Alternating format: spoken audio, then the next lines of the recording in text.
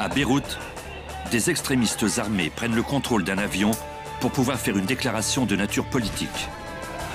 Ils terrorisent l'équipage et les passagers, dont 2 citoyens américains. Comme des Américains sont de plus en plus souvent attaqués à l'étranger, le FBI et la CIA entreprennent la dangereuse tâche d'arrêter un pirate de l'air pour envoyer un message clair aux terroristes du monde entier.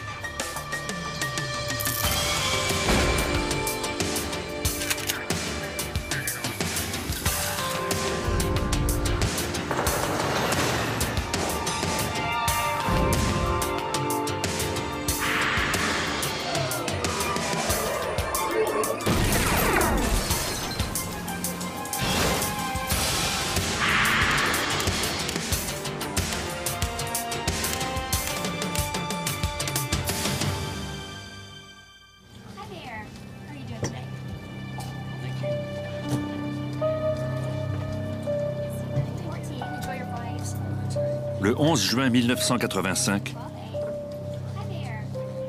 66 passagers, notamment un professeur d'université et son fils, prirent le vol 402 de la Royal Jordanian à Beyrouth, au Liban, en partance pour Amman, en Jordanie.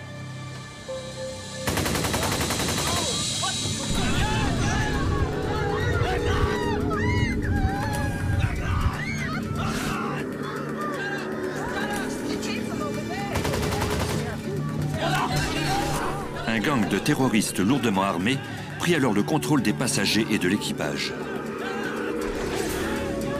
Ils forcèrent les agents de bord à leur indiquer les agents de sécurité aérienne afin qu'ils puissent les neutraliser.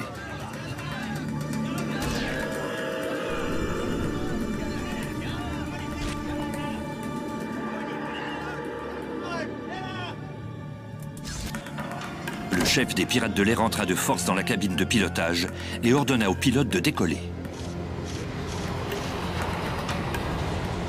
Une fois en vol, il demanda au capitaine de les conduire à Tunis. Le capitaine ne comprenait pas l'arabe. Le copilote dut traduire ce que le pirate disait. Celui-ci voulait forcer l'ambassadeur du Liban à rencontrer le président de la Ligue arabe, Chadli Klibi. Le but de cette rencontre était notamment d'évacuer 20 000 Palestiniens du Liban. Pendant que l'appareil se dirigeait vers Tunis, les terroristes battirent les agents de sécurité aérienne et ils les torturèrent. Ils semblaient avoir le contrôle complet de l'avion jusqu'à l'arrivée de l'appareil dans l'espace aérien de la Tunisie. Voici l'agent spécial Tom Hansen, qui a fait partie du groupe d'intervention contre le terrorisme international. On leur a refusé l'atterrissage. De fait, les autorités tunisiennes ont même bloqué les pistes avec des camions-citernes remplis d'eau et d'essence. Le chef de la bande a parlé à plusieurs reprises avec la tour de contrôle par radio. Ça s'est prolongé sur une certaine période de temps. Il n'a pas réussi à convaincre les autorités tunisiennes de les laisser se poser au sol. Incapable de forcer la rencontre entre l'ambassadeur et le président de la Ligue arabe, Chadli Klibi, le terroriste dut se contenter de lire sa déclaration au contrôleur aérien. Le pilote de l'avion qui survolait l'aéroport de Tunis voyait ses réserves d'essence diminuer dangereusement. Il parvint alors à convaincre le terroriste de se rendre à Palerme, en Italie, pour y faire le plein d'essence et éviter l'écrasement.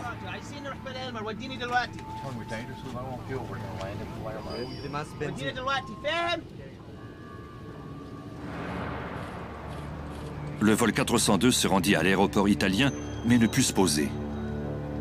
Les pistes d'atterrissage avaient été bloquées là aussi.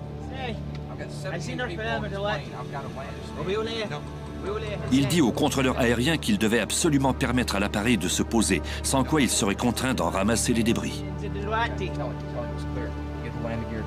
La tour de contrôle accepta finalement de les laisser se poser.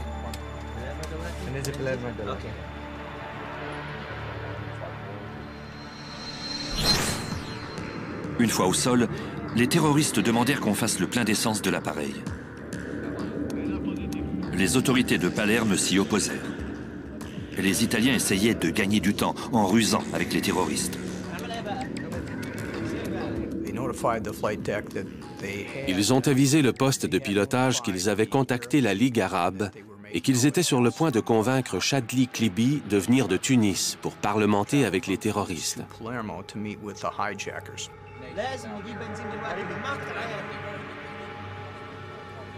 Le pirate de l'air était sur la défensive. Pourquoi Clibie se serait-il rendu à Palerme alors qu'il avait refusé de le rencontrer à Tunis? Après 1 heure d'attente, le terroriste déclara à la tour de contrôle qu'il allait jeter les cadavres de 2 enfants de l'avion si les autorités aéroportuaires ne les approvisionnaient pas en essence.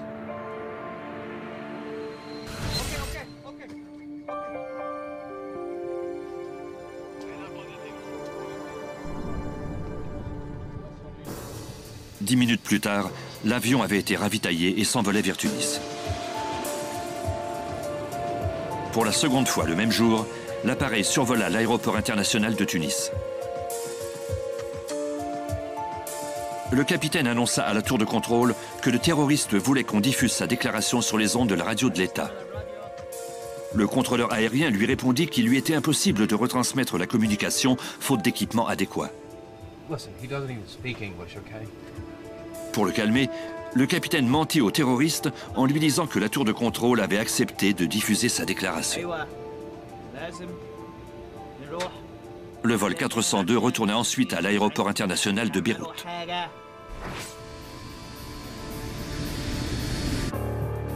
Un autre terroriste monta à bord de l'appareil. Il ordonna à quelques enfants et personnes âgées de descendre.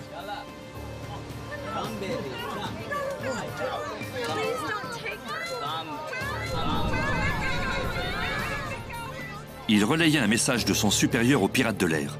Celui-ci devait survoler la Jordanie et la Syrie tout en lisant sa déclaration.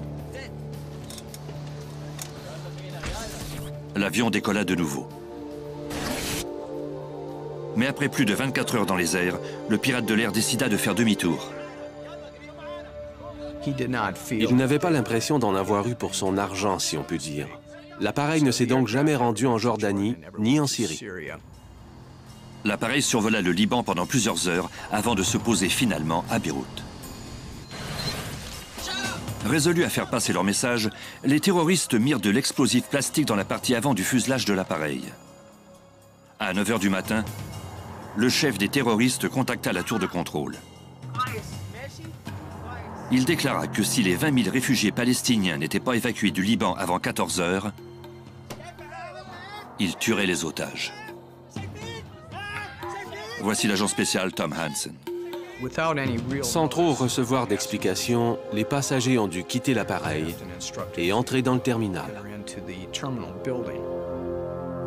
Le cauchemar des passagers qui avait duré 30 heures était maintenant fini.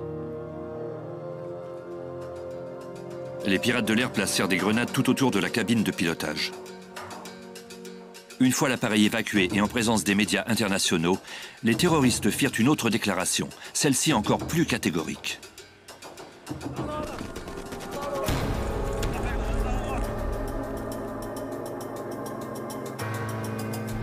Les autorités fédérales américaines étaient résolues à capturer ces pirates de l'air. Pour le FBI, c'était un moment historique. Pour la première fois, l'agence pouvait légalement poursuivre des terroristes qui avaient attaqué des citoyens américains à l'étranger. Ce droit, le FBI venait tout juste de l'obtenir. Au début des années 80, le Liban était ravagé par une guerre civile. La confusion régnait au sein du gouvernement central et les milices chrétiennes et musulmanes se disputaient le pouvoir. Beyrouth, qu'on avait jadis considéré comme le Paris du Moyen-Orient, n'était plus que ruine.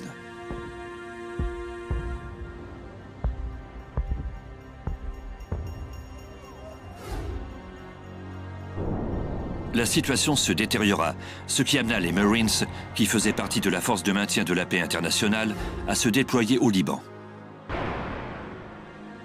La violence ne fit que s'accroître. En octobre 1983, un kamikaze fit exploser un camion rempli d'explosifs à la caserne de la marine située à l'aéroport international de Beyrouth. La déflagration tua 241 militaires américains. 3 secondes plus tard, une bombe du même type détruisit la caserne de l'armée française, tuant 58 autres personnes. L'explosion à la caserne de la Marine est à ce jour l'attaque ayant fait le plus de victimes américaines à l'extérieur des États-Unis. Voici Oliver Buck Revel, l'ex-directeur adjoint de la section des enquêtes criminelles du FBI. La terrible attaque d'une caserne de la Marine en 1983 a retenu l'attention du public américain pendant un bref moment. Mais on s'est vite désintéressé du sujet parce qu'on ne croyait pas que les États-Unis étaient sous une menace constante. De nombreux Américains ignoraient que plusieurs groupes extrémistes musulmans chiites avaient déclaré une guerre de faible intensité aux États-Unis. Leur but était de forcer le départ de tous les Occidentaux du Liban. Le groupe le plus connu de ces mouvements radicaux était le Hezbollah, que les agents secrets américains soupçonnaient d'être responsable de l'explosion de la caserne de la marine américaine. Il y eut d'autres actes de terrorisme dans la région au cours de l'année suivante. La diplomatie avait échoué. Les forces de maintien de la paix s'étaient révélées inefficaces. En outre, le FBI n'avait aucun pouvoir, sinon de suivre de près les actes de terrorisme international. L'agent spécial Tom Hansen. On n'avait aucun pouvoir pour intervenir à l'étranger ou pour poursuivre les individus qui avaient commis leurs méfaits à l'extérieur des États-Unis.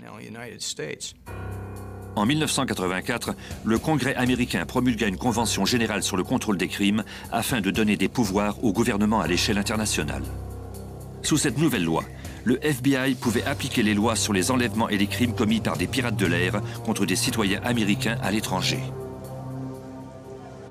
À partir de ce moment, tout groupe terroriste qui prenait un Américain en otage n'importe où dans le monde, notamment lors de détournements d'avions, était sujet à une enquête du FBI. Le détournement de l'avion de la Royal Jordanian était le premier crime contrevenant à la loi sur la prise d'otages qui avait été édictée en 1984. Ça signifiait que le FBI pouvait ouvrir une enquête même si l'appareil n'était pas venu en territoire américain et qu'il ne s'agissait pas d'une compagnie d'aviation américaine. Il y avait des Américains à bord qui avaient été pris en otage. Par conséquent, il y avait eu violation de la loi. Tom Hansen fut chargé de l'affaire. Dans le cadre de l'enquête sur le détournement du vol 402 de la Royal Jordanian, on a commencé par recueillir le plus d'informations possible. Le FBI n'était pas sans savoir que les deux groupes terroristes les plus actifs de Beyrouth étaient le Hezbollah et l'Amal Militia, une autre faction chiite formée pendant la guerre civile. Les agents soupçonnaient l'Amal Militia d'être responsable du détournement de l'avion. Ils s'occupaient de la sécurité à l'aéroport de Beyrouth et pouvaient avoir donné aux pirates accès à l'avion. En outre, les déclarations anti-palestiniennes des pirates de l'air correspondaient aux opinions de ce groupe. Voici Oliver Buck Revel, l'ex-directeur adjoint de la section des enquêtes criminelles du FBI. Il y avait des divergences d'idées entre le Hezbollah et l'Amal. L'Amal voulait que les Palestiniens soient évacués du sud du Liban et soient envoyés en Israël ou ailleurs, alors que le Hezbollah soutenait les mouvements palestiniens et plus particulièrement l'Organisation de libération de la Palestine, l'OLP. Les deux groupes prenaient des mesures extrêmes pour faire passer leur message. 3 jours après le détournement du vol 402, 4 hommes du Hezbollah détournèrent le vol 847 de la TWA à Athènes et forcèrent le pilote à se rendre à Beyrouth. C'était un vol américain. Il y avait 140 passagers à bord et plusieurs d'entre eux étaient de citoyenneté américaine. Le Hezbollah a formulé une série d'exigences lors du détournement de cet avion. Le groupe réclamait la libération de certains prisonniers chiites, de même que de certains prisonniers palestiniens. Bien entendu, ces exigences ne relevaient aucunement du gouvernement américain. En outre, c'était contraire à la politique des États-Unis de faire des concessions à des organisations terroristes. Les terroristes forcèrent le pilote de l'avion de la TWA à faire la navette entre Beyrouth et Alger. Chaque fois que l'avion se posait, ils libéraient des femmes et des enfants. À Beyrouth, les pirates de l'air montrèrent de quoi ils étaient capables pour qu'on les prenne au sérieux.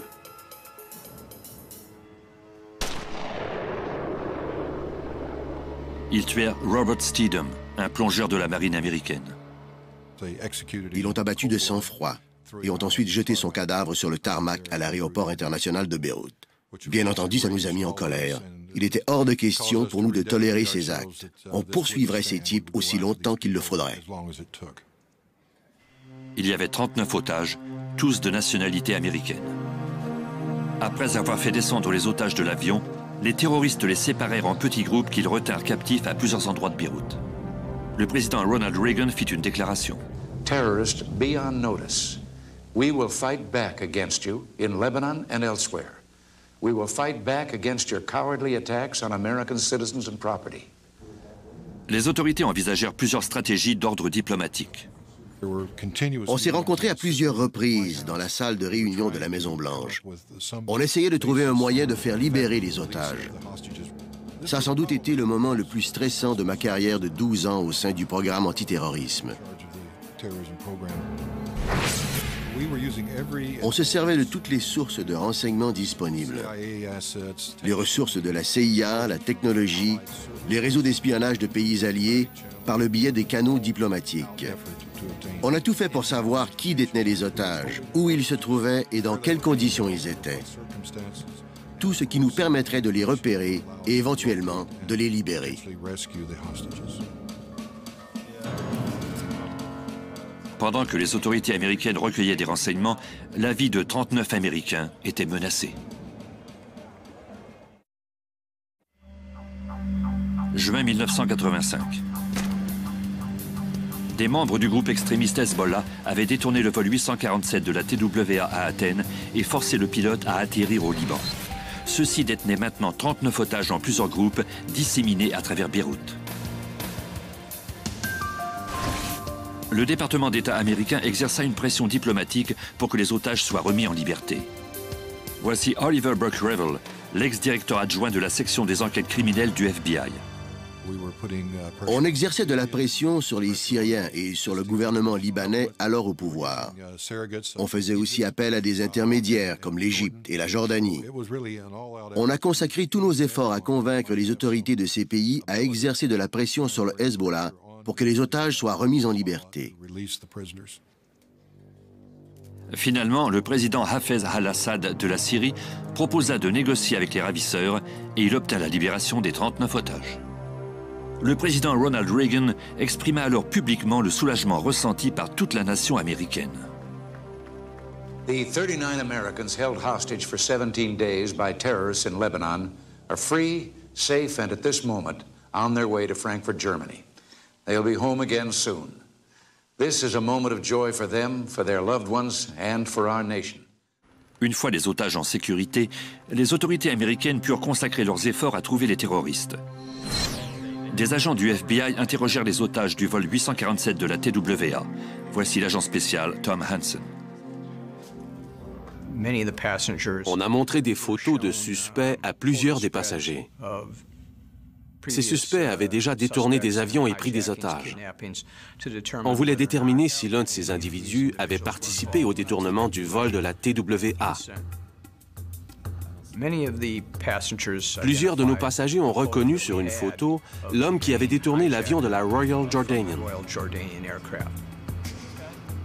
Ainsi, le chef des pirates de l'air du vol 402 de la Royal Jordanian et membre connu de l'Amal Militia avait tenu sous surveillance les otages du vol de la TWA.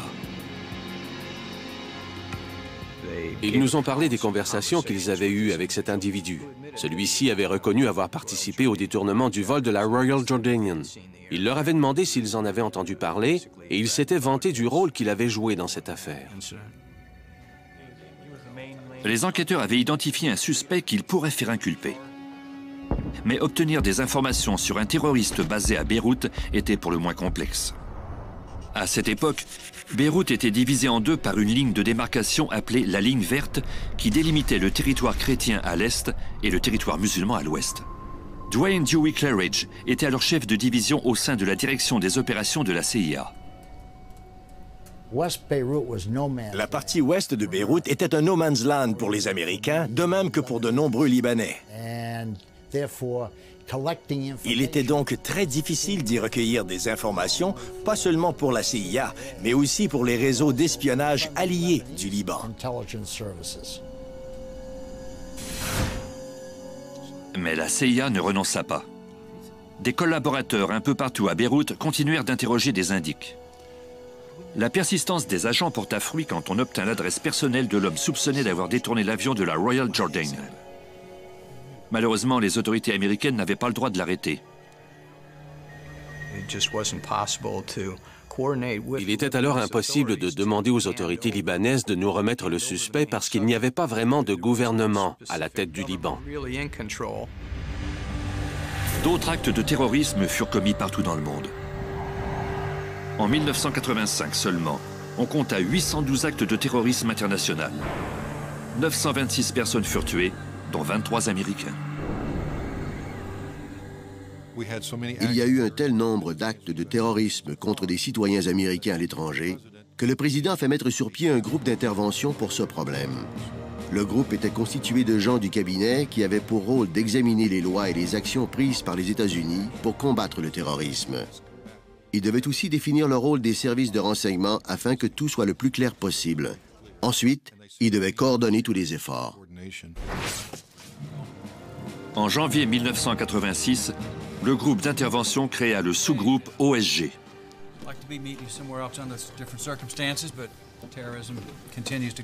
Ce sous-groupe était constitué de représentants officiels du FBI, de la CIA, de l'Agence de sécurité nationale, du département de la Défense, du département de la Justice et du département d'État.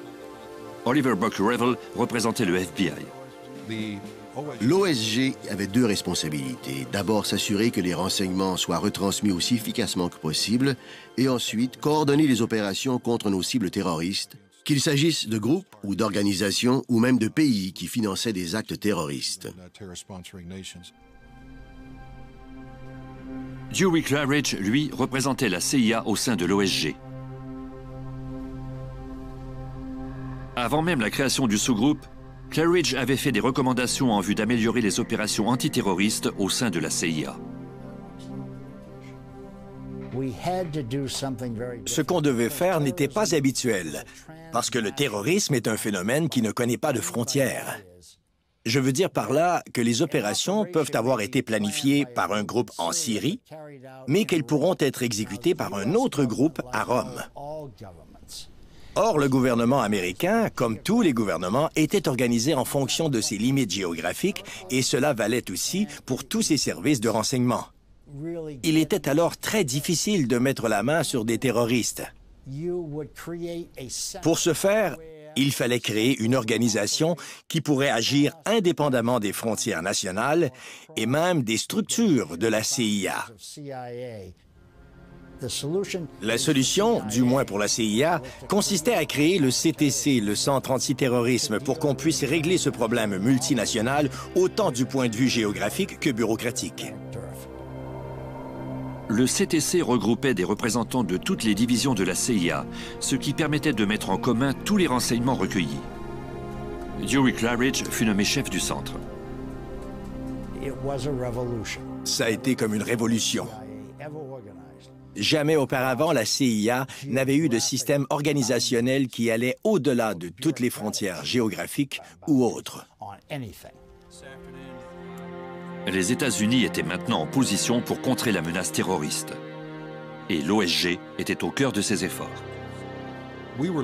On était à la recherche d'une cible qui, par son arrestation, pourrait faire plusieurs choses pour nous. D'abord, on voulait démontrer aux terroristes du Moyen-Orient qu'on avait la volonté et les moyens de les poursuivre n'importe où et n'importe quand. En outre, on voulait leur montrer l'efficacité de la nouvelle loi et on souhaitait la mettre à l'épreuve devant les tribunaux.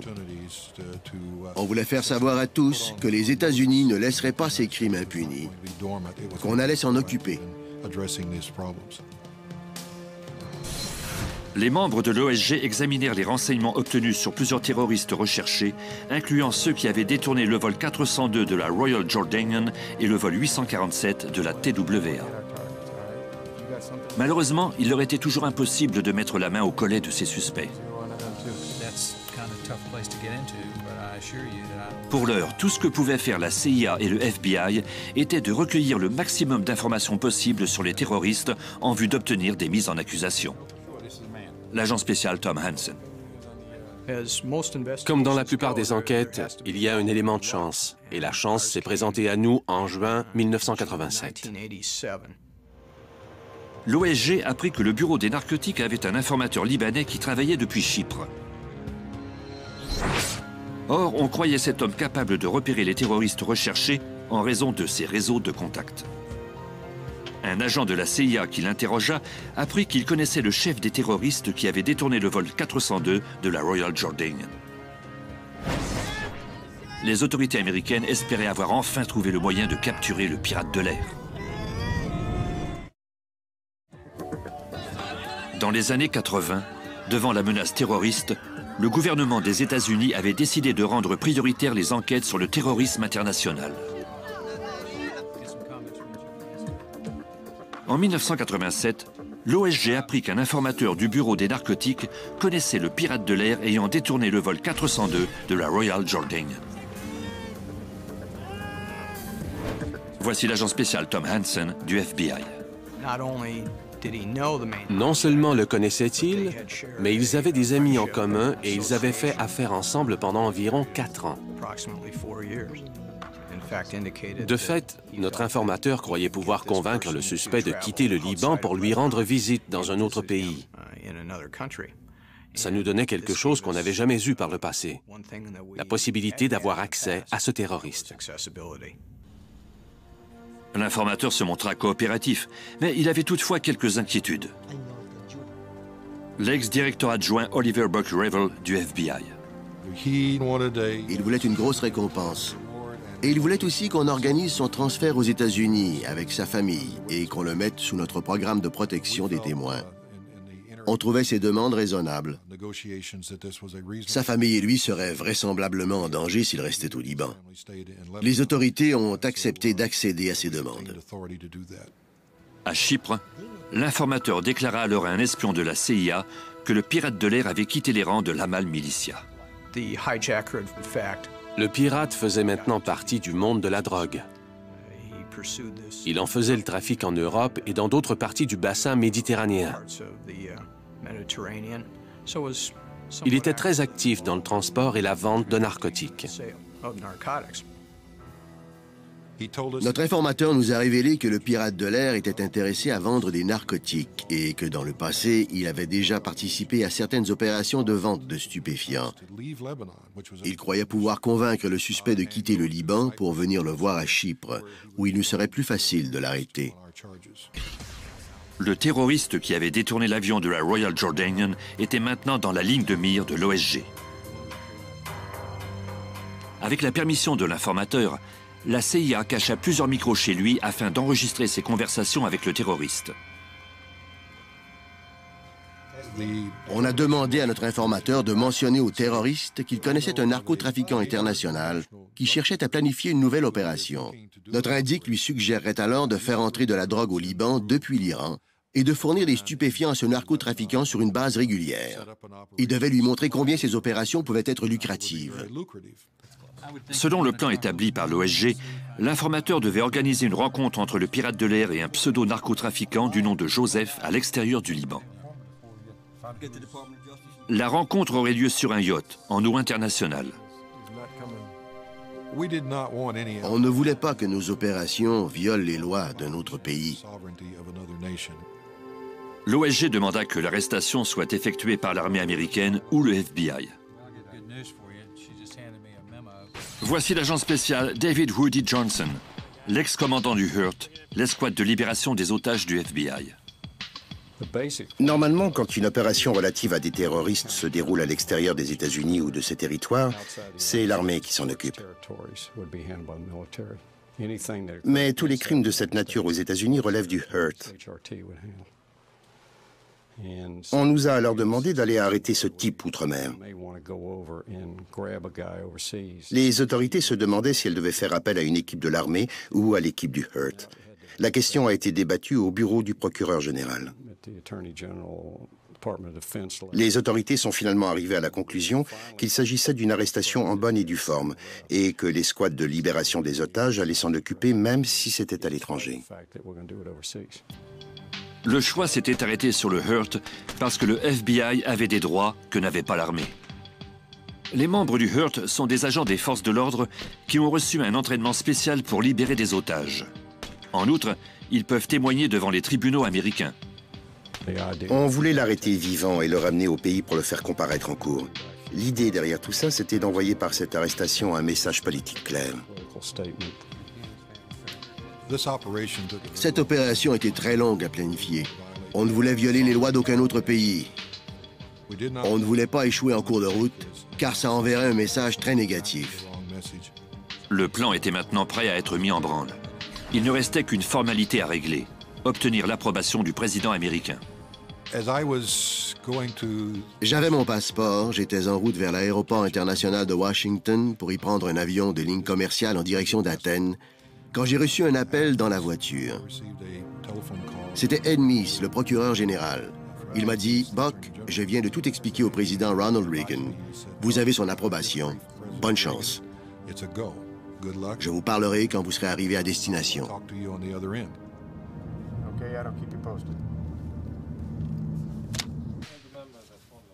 Mais avant de mettre l'opération en branle, il restait une dernière chose à faire au FBI. On a contacté de nouveau les témoins qu'on avait préalablement interrogés pour s'assurer qu'ils accepteraient de venir aux États-Unis. On voulait qu'ils témoignent contre le suspect. Plusieurs passagers membres de l'équipage du vol 402 acceptèrent de se présenter à la barre si c'était nécessaire. En septembre 1987, commença l'opération Golden Rod. Le FBI, la CIA et la marine américaine déployèrent des effectifs en vue de l'arrestation du pirate de l'air responsable du détournement de l'avion de la Royal Jordan. Le FBI assurait la coordination de sa portion de l'opération depuis un centre de commandement à bord du USS Bute, un navire naviguant en eau internationale à 25 km au large des côtes de Chypre. L'agent spécial Woody Johnson assurait le commandement du Hurt, l'équipe de libération des otages.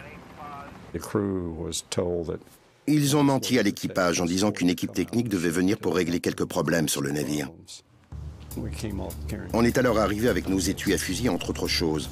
Nos agents étaient assez costauds et ils n'avaient aucunement l'air de techniciens.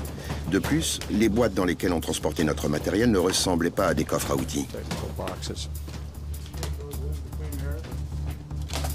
Je me rappelle l'air de ces jeunes marins qui nous ont dit en nous croisant « Vous êtes les techniciens, c'est ça ?»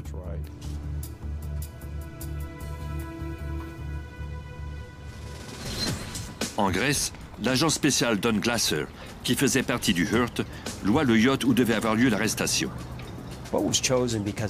On a choisi ce modèle parce qu'il n'attirerait pas trop l'attention. On y a apporté quelques changements. On a installé un système de navigation par satellite et un LORAN, un système de navigation aérienne à grande distance.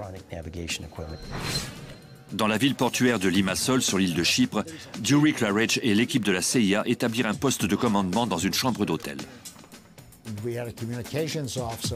Il y avait un expert en communication parmi nous. On avait plusieurs coffres d'équipement. On a prétendu qu'il s'agissait de matériel photographique. On communiquait par satellite avec Washington et avec UQAM à Stuttgart. C'est une base militaire américaine en Allemagne. Et bien entendu, on pouvait communiquer avec le vaisseau Bute et avec le yacht. Le quartier général retransmettait nos communications au quartier général du FBI, à la Maison-Blanche et aux autres services. Ils voulaient tous savoir comment progressait l'affaire. L'ex-directeur adjoint Buck Revel supervisait les opérations depuis le centre de commandement sur le USS Bute. On disposait d'une équipe d'intervention d'urgence. Il y avait un hélicoptère sur le pont prêt à partir et équipé d'armes automatiques et du matériel requis pour nous défendre contre des pirates ou des groupes terroristes qui auraient voulu contrecarrer nos plans. On consacrait tous nos efforts à s'assurer que le suspect serait conduit à ce bateau où l'on procéderait à son arrestation. Mais on gardait aussi en tête le fait qu'on devait éviter à tout prix que cette arrestation ne devienne un incident d'envergure internationale. Dans ce genre de cas, on ne sait jamais exactement à quoi s'attendre. Au Liban, tout se déroulait comme prévu. On avait posté une équipe de la CIA à Chypre. Il y avait aussi une équipe du FBI en poste à bord du yacht qui s'occuperait de l'arrestation.